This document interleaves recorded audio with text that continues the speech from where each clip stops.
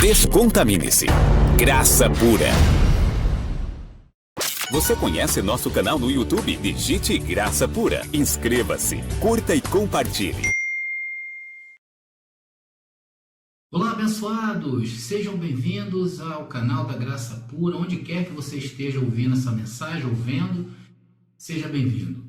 Essa é a reunião dos deuses, a reunião dos justos feitos perfeitos, a igreja imaculada do Deus vivo. E eu falo aos eleitos e predestinados para esta glória. E hoje começaremos aí uma série de mensagens. A princípio, esta série, que tem o nome de Destapando o Oculto das Trevas, está programada para 3 partes. A princípio, 3 partes, ok, abençoados? No qual nós vamos falar da volta de Cristo, que é um assunto sempre muito pedido, comentado por vários abençoados lá no WhatsApp da Graça Pura. E hoje nós vamos estar trazendo essa série que vai aclarar um pouquinho e destapar o oculto das trevas que está no meio de nós, né? E a primeira parte desta série, nós mostraremos que Cristo veio e destapou para nós foi o quê? O famoso batismo nas águas de João Batista, ou seja, o batismo de arrependimento de pecados, ok? E aí, para você que ainda está no sistema religioso, o batismo é certo? Será que o batismo certo é o da imersão? É o que vamos ver. Imersão, para quem não sabe, é aquele batismo que você coloca o corpo todo dentro da água. Será que o batismo certo é o batismo da aspersão? Onde se pega tipo um borrifador e na cabeça da pessoa ali é molhado uns pingos d'água? Ou é o da infusão? Já ouviram falar também que tem da infusão? Como é que é esse da infusão, André? Você pega um pouco de um recipiente de água e joga na cabeça do abençoado. Qual destes 3 que estão certo? Qual batismo está certo? Qual destes melhor simboliza a morte, a ressurreição, de arrependimento e todo esse tipo de simbolismo? Mas para você que já está começando a ser liberto das amarras humanas desse simbolismo religioso, eu quero falar para você, se você está cansado aí destas práticas religiosas, que até agora não tem trazido nada de bom para este mundo, veja a história das igrejas que se confundem aí muito com violência, corrupção. Então junte-se a nós em graça, e eu tenho a convicção de que o Senhor também aclarará o vosso entendimento. E antes de entrar no tema, já vou te chamando para algo muito importante para nós da Graça Pura, que nos aponta que estamos no caminho certo. Eu quero te convidar, se você de fato está se identificando conosco, com as nossas mensagens, inscreva-se e ative as notificações aí embaixo. Se realmente gostar, deixe aí um gostei. Se não gostar também da mesma maneira, deixe o seu descontentamento, porque só assim o YouTube não te mandará mais as nossas mensagens. Se você não curtiu as nossas mensagens, não vai mais aparecer para você. Agora, se você gostar e se você amar, então, abençoado, só te resta o quê? Compartilhar para aqueles que você ama, ok? E sempre que possível, diga: alô, Graça Pura, estou vivo e existe. Então, abençoados, aí nos comentários fiquem à vontade, ok? E a minha palavra para vocês é sempre ser grato a todos vocês. Todos prontos aí? Vamos ao embate desta mensagem? Vamos lá. Nós estamos atravessando um momento de glória tremenda, em que o Senhor está de fato mostrando ao mundo que a igreja somos nós. Olha, abençoados, vocês notem o desespero de milhões de pessoas, já viram? Com medo, porque a igreja está fechada. Não é verdade? As igrejas denominacionais se encontram nesse meio tempo fechado. Eu acho que eles estão com medo de perder a fé. E de fato, deveriam sim estar com medo. Porque se as igrejas não abrirem logo, esse povo aí vai tudo desviar. Por quê? Porque eles estão agarrados a homens e seus simbolismos e seus templos denominacionais. E não estão agarrados a Deus de fato. E para nós em graça, nunca esteve tão bom esse tempo, não é verdade? E continuamos a afirmar que a igreja nunca esteve fechada. A nossa igreja em graça não pode fechar. Talvez hoje você sinta, pelo entendimento que você tem, de que Deus te poupou. Porque hoje você entende que a igreja somos nós. E para quem está no sistema religioso, dá lástima. Então, se você está no sistema religioso, vale aqui algumas perguntas. E a primeira é que eu te faço: qual é a tua cobertura espiritual? Qual é o teu apostolado? Qual é o teu pastorado que você está submetido? Pois, se você acha que está submetido à cobertura espiritual de qualquer denominação dessas aí, você não está submetido a nada. Porque esses lugares são tão poderosos que o governo mandou fechar. Então, a sua cobertura, meu amigo, falhou, porque a sua denominação hoje está fechada. Enquanto para nós, que fomos iluminados e temos o entendimento pleno e perfeito, nós congregamos a todo instante. Nós não esperamos o dia da igreja abrir, porque para nós todo dia é dia de ouvir ao Senhor e exercemos esse congregar de forma livre, tá? A todo momento e a todo instante. E esse é o primeiro grande benefício de se estar com os olhos iluminados. E quem está com os olhos iluminados não vai se batizar em água, pois o batismo em água não tem valor algum, e daqui a pouco eu vou falar nisso, ok? E o que está acontecendo hoje é que o Senhor está destapando o culto das trevas. Eu tenho um recado para você, meu amigo: o Senhor não vai acabar até tudo ser destapado. E o segundo maior benefício de não se batizar em água é que você está mostrando que conhece o verdadeiro batismo. Então, a partir de agora, eu vou te mostrar os benefícios que tem o verdadeiro batismo. E essa mensagem está dividida em 3 tópicos. O primeiro tópico: mostrarei a você que as igrejas do sistema religioso dão mais valor ao que é simbólico do que aquilo que é real. No segundo tópico desta mensagem, eu vou mostrar o que é esse batismo em água em comparação ao verdadeiro e único batismo. E o terceiro, eu vou falar dos benefícios de quem entendeu o verdadeiro batismo. Então, para começar, vamos ler 1 Coríntios capítulo 4, versículo 5, que diz assim: assim que não julgueis nada antes do tempo, até que venha o Senhor, atenção, até que venha o Senhor, o qual aclarará também o oculto das trevas e manifestará as intenções dos corações. Então, cada um receberá seu louvor, o seu louvor de Deus. Vamos começar esse estudo de hoje, amados, mostrando quem é esse oculto das trevas. Você sabe me dizer quem é esse oculto das trevas? Porque tem que ser algo muito pernicioso, né? Escondido. Porque além de estar nas trevas, está em oculto. Olha só, hoje essa tal igreja que se encontra fechada aí, as igrejas denominacionais do sistema, eles vivem de quê? De simbolismo. Lá tudo para eles é simbolismo. Porque se você, abençoado, querido, for raciocinar um pouco, preste atenção, o que é um pedacinho de pão e um cálicezinho de suco de uva? Deveria ser vinho, porque na ceia era vinho. Eu estou falando da Santa Ceia do Senhor, que eles chamam de Santa Ceia. Isso não tem valor nenhum. Mas o simbolismo que está por trás disso, criado pelo homem, é que faz parecer que é algo importante. Algo importante na vida espiritual de uma pessoa. E isso não é verdade. Porque se houvesse comunhão, se essa comunhão fosse restituída mesmo, nunca teriam se desviado. Se você raciocinar também um pouco comigo, o que simboliza ou o que quer dizer você ficar um período do dia ou dias sem comer, como eles fazem o jejum? Ficar um tempo sem comer?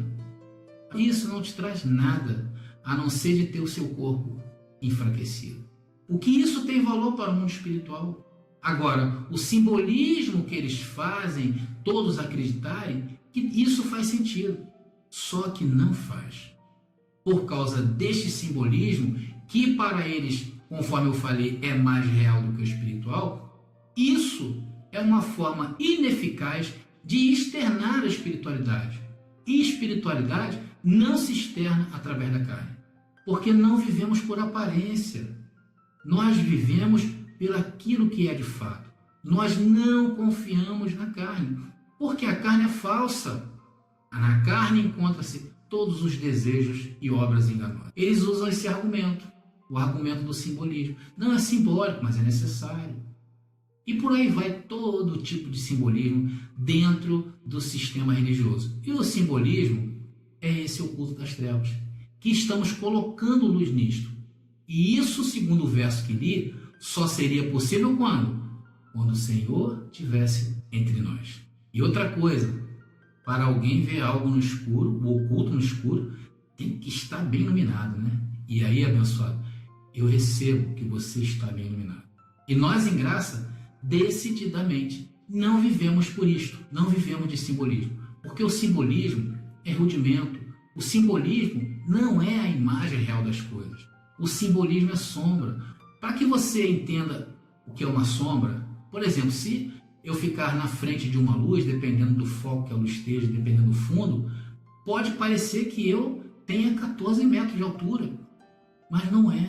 Eu tenho 1,80 m, mas aquele foco te deu uma falsa impressão. Aquilo é a sombra. Eu não tenho 14 metros.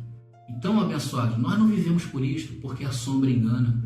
O convite da graça é viver a imagem real das coisas. Vamos ler Hebreus capítulo 10, versículo 1, para que nós venhamos entender. Diz assim: porque tendo a lei, olha aí, abençoados, porque tendo a lei, e vocês sabem o que é a lei? A lei é o período de obras, período que o homem tinha que se justificar com Deus através das obras. E vamos continuar. Porque tendo a lei a sombra dos bens futuros, olha aí, é a sombra, ou seja, tudo era simbolismo, e não a imagem exata das coisas, nunca, pelos mesmos sacrifícios que continuamente se oferecem cada ano, pôde aperfeiçoar os que eles se chegam. Está dizendo que as obras nunca aperfeiçoam ninguém. Vocês estão entendendo? Porque não devemos viver na sombra, porque hoje vivemos a imagem real das coisas.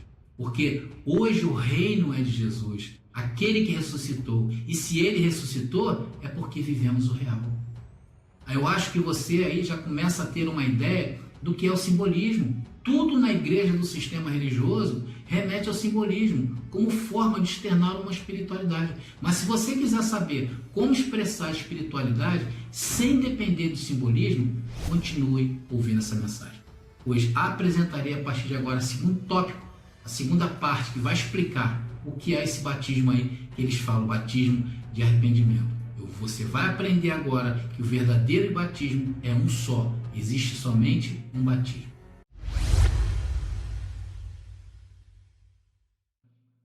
Vamos agora ler um trecho muito importante que vai fazer cair por terra todo o simbolismo do batismo em água. Romanos capítulo 6, versículo 3 diz: ou não sabeis que todos quantos fomos batizados em Jesus Cristo, fomos batizados na sua morte? Paulo está concluindo um tremendo raciocínio. Paulo está falando que o nosso batismo, abençoados, está na morte de Jesus Cristo. Qual o batismo realizado dentro de qualquer sistema religioso desse daí é maior do que este? De maneira nenhuma. Nenhuma, abençoado. Nem imersão, nem aspersão e nem infusão. Mas então, André, por que eles fazem isso? Em nome do simbolismo. E que na realidade tem um cunho aí financeiro muito forte. Porque tem igrejas que é uma nota se batizar lá. E também para aprisionar a mente dessas pessoas. Mente, aprisionar no simbolismo, nas obras. E hoje esses mesmos lugares que se julgam tão poderosos se encontram fechados. E para não falar que estamos lendo um texto sem contexto, é só vocês aí procurarem antes no capítulo anterior, Romanos capítulo 5, que vocês vão ter uma ideia melhor porque este batismo é único. Vamos lá. Lá em Romanos 5, no versículo 1, logo no versículo 1, lá no começo, Paulo já nos dá uma ideia que a partir daquele momento a justificação é pela fé e não pelas obras da lei. Isso nos trouxe o quê? A tão sonhada paz com Deus. Está lá, Romanos capítulo 5, versículo 1, para que você acompanhe. Ou seja, o simbolismo da lei nunca trouxe a paz com Deus. Agora, o que Cristo fez invalidou todo o simbolismo, abençoado. Estamos livres de simbolismo. Depois Paulo continua o seu raciocínio mostrando que Cristo morreu por nós e nos justificou do pecado. E Paulo continua ainda mostrando nos versos posteriores, se vocês forem ler aí, que antes na lei havia necessidade da justificação do pecado. E a lei era o guia para isso, porque a lei informava como eu fazia para me purificar. A água sempre apareceu como um símbolo bastante eficiente usado pela lei de Moisés. A lei de Moisés, água para purificação, água para se sentar à mesa do Senhor. Então tudo isso era válido. E no verso 13 de Romanos capítulo 5, Paulo expressa uma verdade jamais dita. Vamos ler. Romanos capítulo 6, versículo 13 é tremendo, que diz assim: porque até a lei estava o pecado no mundo. Paulo está falando para nós, abençoados, que até a lei o pecado estava no mundo. Mas o pecado não é imputado, não havendo lei. Abençoado, Jesus Cristo removeu a lei. Jesus Cristo cumpriu a lei, para que nós hoje não tivéssemos que nos justificar pela lei. Hoje a nossa justificação é pela fé, não é pelas obras da carne. Não entra simbolismo nisso, abençoado. Se vocês quiserem ler Romanos capítulo 10, versículo 4, vocês vão ver Jesus Cristo falando que ele é o fim da justificação pela lei. Por isso que eu sempre digo que a história da humanidade se divide em duas partes, antes e depois da cruz. E a água sempre se mostrou ser um simbolismo usado para apagar pecados, e nos ritos de purificação também. E isso era necessário naquela época, porque era eficaz. E hoje, nós não vivemos mais na sombra, estamos depois da cruz. E se vivemos depois da cruz, vivemos a imagem real. Porque se fosse para continuar como estava, sinceramente, não precisaria Cristo ter vindo. Não precisaria fazer tudo isso. Teve que mudar algo, pessoal. Cristo mudou o mundo, sim ou não? Paulo, em seu raciocínio, diz que a ofensa de Adão alcançou a muitos seres humanos. E a obediência de Cristo, da mesma forma, quebrou o que Adão fez, quando Adão fez lá no Jardim do Éden, o pecado original. Então, Jesus Cristo veio e anulou as obras da carne. E depois Paulo continua no capítulo 6, esse discurso, mostrando que aquilo que Cristo fez substituiu todo este simbolismo. E agora Paulo diz que estamos mortos para o pecado, por causa da morte de alguém. E esse alguém é Cristo. E Cristo ressuscitou, porque Cristo cumpriu a lei para nós. E nós, pela fé, recebemos essa obediência. Quando ele morre, e em sua morte fomos o quê? Redimidos. Em sua morte fomos justificados, fomos aperfeiçoados e santificados. Até quando? Até eu errar de novo? Não, para sempre. Porque senão, a cada erro, a cada ofensa, ele teria que vir morrer de novo. E lá íamos nós nos batizar de novo, e de Cristo ia morrer de novo, íamos batizar de novo, e Cristo ia morrer de novo. Um plano imperfeito. Mas Deus não fez isso, Deus fez um plano perfeito. Porque é isso que fazem lá no batismo. Lá os batistas, você sabe disso, dentro do sistema religioso, não aceita, por exemplo, o batismo dos pentecostais. Vai alguém da Assembleia de Deus lá para batista para ver como é que tem que se batizar de novo. Então o que é isso? É uma falha. Qual batismo que está certo? E os metodistas e católicos que batizam crianças? Em algumas denominações, isso não é necessário. Agora, nas outras tradicionais, se você quiser batizar teu filho, você não vai conseguir. Qual batismo certo? E aí ficamos nós nesta torre de Babel, quer dizer, ficávamos, porque Cristo nos tirou disso. Por essa razão que o simbolismo é falho, abençoado, e não entra na nova aliança. Você tem que entender isso. Na graça, simbolismo é rudimento. Eu acho que todos vocês estão entendendo. Vamos ler de novo? Com mais entendimento agora, talvez você passe a entender melhor Romanos capítulo 6, versículo 3, que diz: ou não sabeis e todos quantos fomos batizados em Jesus Cristo, fomos batizados na sua morte. A pergunta é, o que fazem esses religiosos aí se metendo em água? Para quê? Não acreditam no batismo da morte de Cristo? Mas isso é a praga do simbolismo, que foi infiltrado no sistema e que todos fazem e nunca questionam. O que é isso? O oculto nas trevas. Sem falar que o contexto, atenção, vou entrar agora numa outra parte, o contexto do batismo religioso é o quê? Batismo de arrependimento. Aí falam assim, mas André, Jesus de Nazaré se batizou, não foi? Sim, abençoado, se batizou. Então ele deveria ter muitos problemas, né? Deveria ter muito pecado, porque se ele foi lá para o batismo de arrependimento, você já pensou nisso? Será que Jesus tinha pecado e foi lá para se arrepender dos seus pecados? Aí eles vão te dizer, não, foi um ato simbólico. Sim, abençoado, é um ato simbólico. E neste tempo valia o simbolismo. Jesus de Nazaré, antes da cruz, teve que cumprir o rito da lei. Depois não, ele cumpriu para que nós não cumpríssemos, porque não conseguiríamos. Nesse tempo valia o simbolismo, valia o batismo, valia a ceia, valia o jejum e de toda sorte de obras, porque o Cordeiro Perfeito ainda não havia morrido. Veja Mateus capítulo 3, versículo 11, que vai se confirmar. E diz assim, e eu, em verdade, vos batizo com água, para o arrependimento. Mas aquele que vem após mim é mais poderoso do que eu, cujas alparcas não sou digno de levar. Ele vos batizará com quê? Com água? Com imersão? Com aspersão? Com infusão? Não. Ele vos batizará com o Espírito Santo e com fogo. E mais na frente, no verso 15, disse assim Jesus. Jesus, porém, respondendo, disse, deixa por agora, deixa por agora, não é eterno não, tá, abençoado? Porque assim nos convém cumprir toda a justiça. O que Jesus está falando isso ali? Porque naquele tempo em que ele estava vivo como Jesus de Nazaré e homem, era necessário fazer aquilo ali para que se cumprisse a lei. Então ele o permitiu. Então Jesus, presta atenção, não estava ensinando o que tinha que ser feito a partir daquela data, não, Jesus está fazendo isso, Jesus está mostrando que ele estava cumprindo a lei, para ser perfeito ele teria que se batizar também. Jesus, por exemplo, jejuou, porque estava na lei.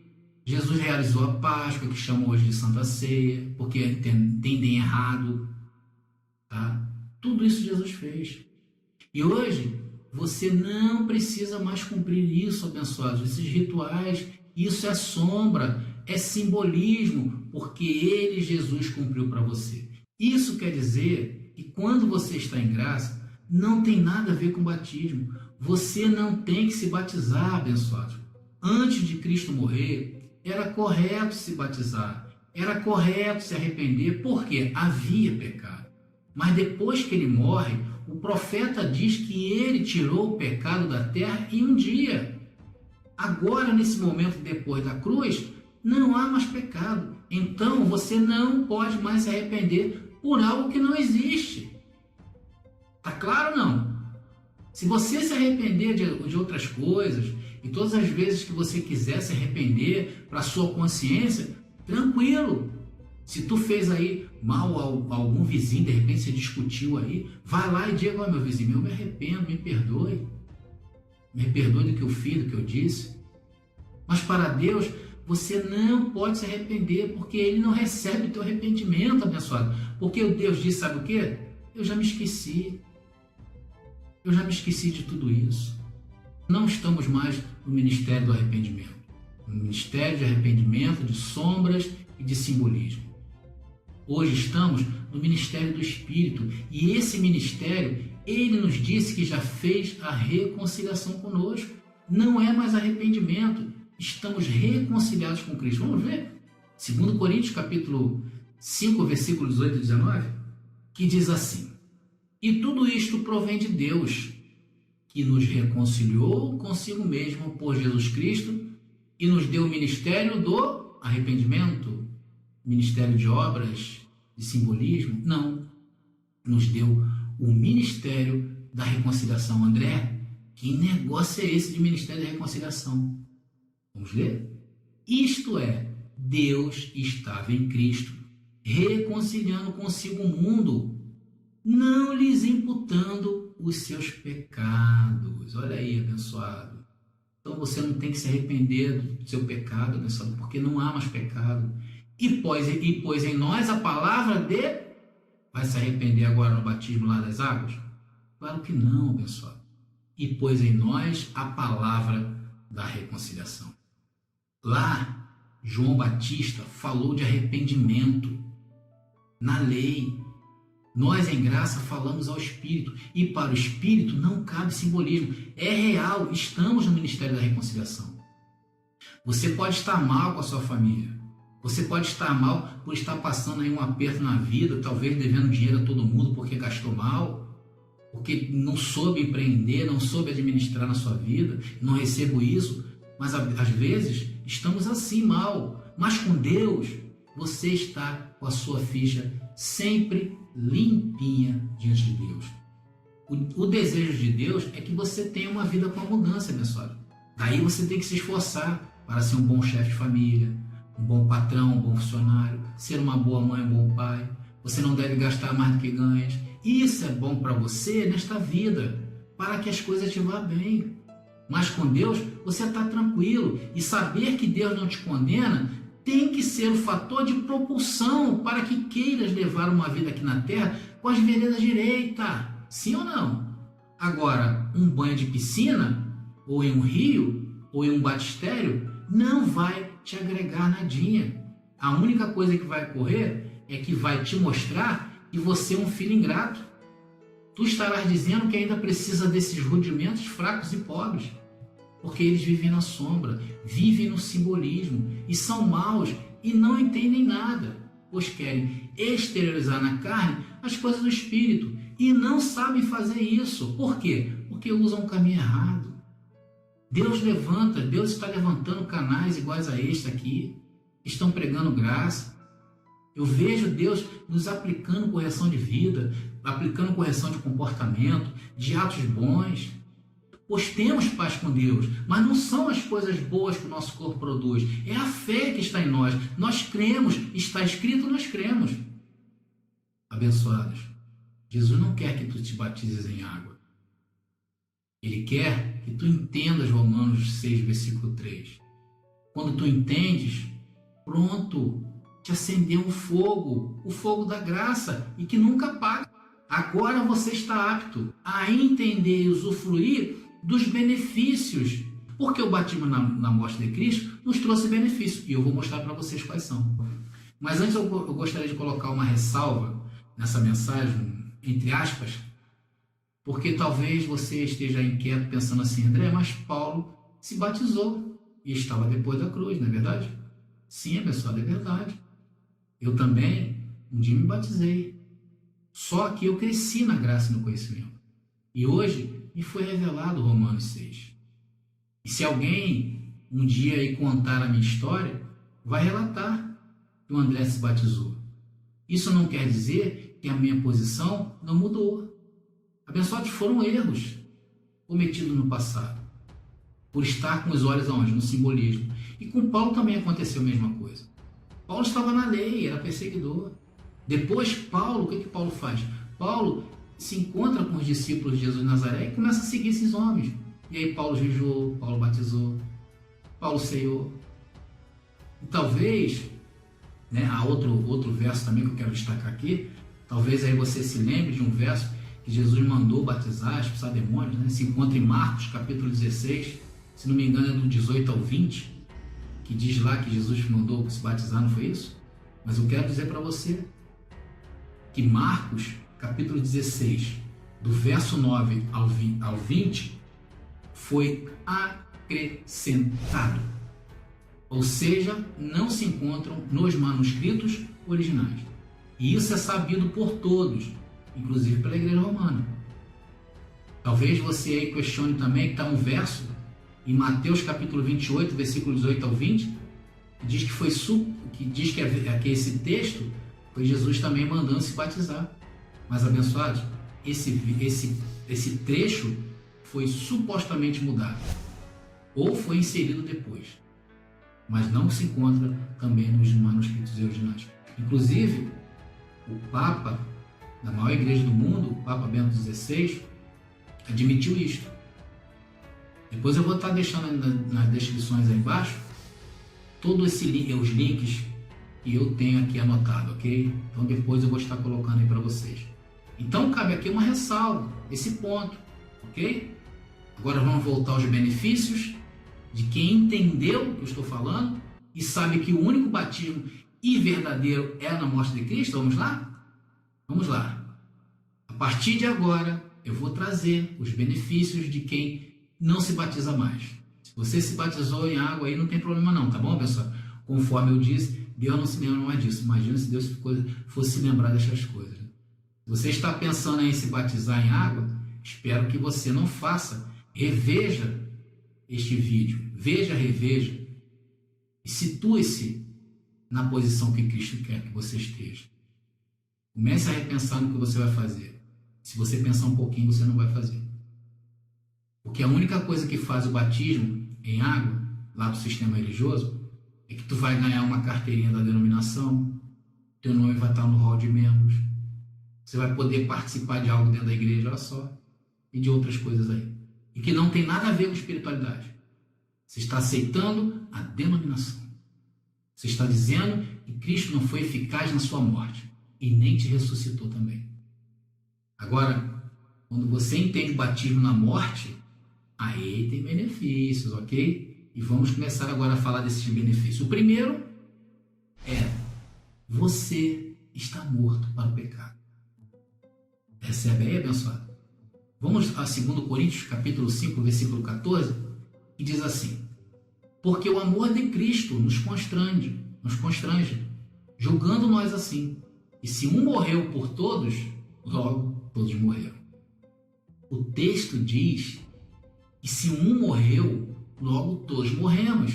E se estamos mortos, estamos o quê? Justificados do pecado. Quem está morto, como é que você vai acusar alguém que está morto? Pegou o corte aí? Então, o primeiro benefício de se entender Romanos capítulo 6, versículo 3 é: você está morto ao pecado. Isso significa que o pecado não te domina, não te condena e muito menos te afasta de Deus. Vamos ao segundo benefício? É que agora não é mais você quem vive, é Cristo que vive em ti. Cristo voltou para alguém. Tem alguém ouvindo essa mensagem aí? Cristo voltou para você, abençoado? Sim ou não? E se ele voltou, ele vive aonde? No ar? Nas paredes da igreja lá? Ele está dentro de você. 2 Coríntios capítulo 5, versículo 15 nos mostra: e ele morreu por todos, para que os que vivem não vivam mais para si, mas para aqueles que por eles morreu e ressuscitou. Se há um motivo da ressurreição de Cristo, esse motivo é você, pessoal. E tem mais alguns detalhes aí. Hoje, tudo que você é, não é você.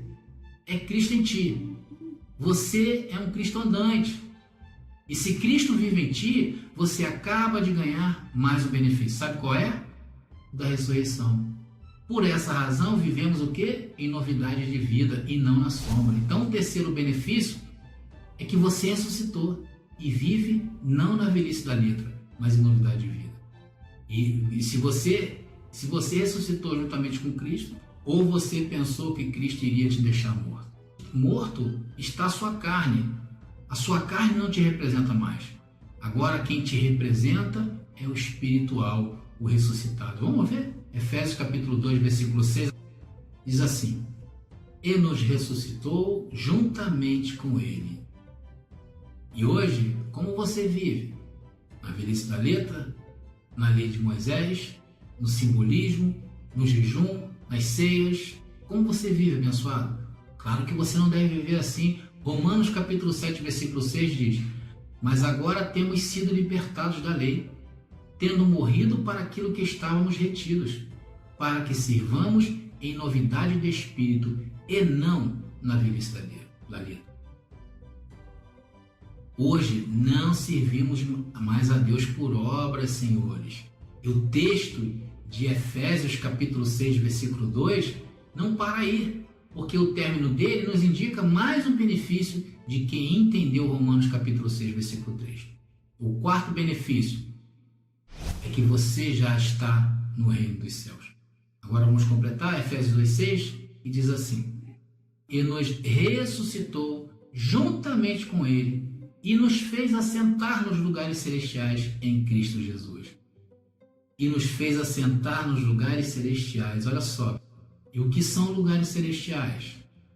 Abençoado, você está nos céus.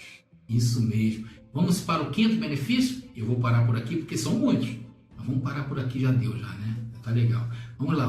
O quinto benefício e esse talvez seja muito importante, principalmente em dias que vivemos, que é: você está morto para o mundo. Por quê? Hoje vivemos dias de muitas falsidades, muitas mentiras, dias em que os homens estão transformando as mentiras em verdades. E se você saber disso, é muito importante. Vamos a Colossenses capítulo 2, versículo 20, e diz assim: se, de fato, com certeza, estás mortos com Cristo, quanto aos rudimentos do mundo, por que vos carregam ainda de ordenanças, como se vivesses no mundo? Abençoados, é claro que o contexto aqui está se referindo às obras da lei, ok? Mas só entende isso aqueles que foram batizados na morte de Cristo. Porque quem não foi, não entende. Quem não foi já não está nem mais ouvindo essa mensagem. Hoje parece que muitos se esqueceram de quem é. Esqueceram de Romanos capítulo 6. Estão aí os religiosos perdidos, buscando benefícios de políticos, se amaziando com os poderes deste mundo. E você também está se amaziando com as coisas deste mundo? Será que estás mortos mesmo em Cristo? Isso aqui, abençoado, só entende quem é predestinado. Quem de fato está reinando com Cristo no reino dos céus.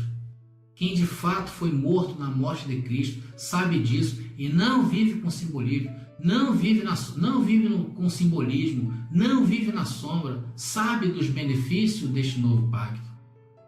Às vezes pensamos que o sistema é só religioso e não é. Vocês estão vendo isso aí escrachado na política, no sistema financeiro, no sistema da educação dos países. Estão todos eles aí inseridos. Eu acho que vocês todos entenderam qual é o sistema religioso que domina hoje no Brasil. Vocês estão vendo. Abençoado, o sistema religioso sempre esteve no poder. Foram eles que desenvolveram todos os sistemas existentes. Antes, os reis e os imperadores procuravam a mão do Papa para beijar e pedir sua bênção.